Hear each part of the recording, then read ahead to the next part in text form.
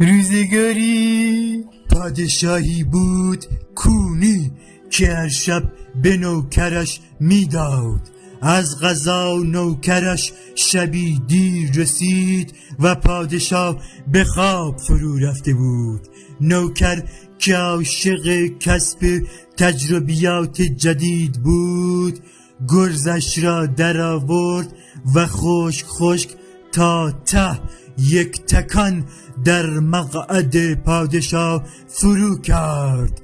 پادشاه با جیغ بلندی از خواب پرید و تا خواست از نگهبانان درخواست کمک کند نوکر جلوی دهانش را گرفت و گفت نترس نوکرتم. این چنین شد که زان پس هر کس میخواست به کسی بگوید گرزم خشک خشک تا ته در مقعدت میگفت نوکرتم.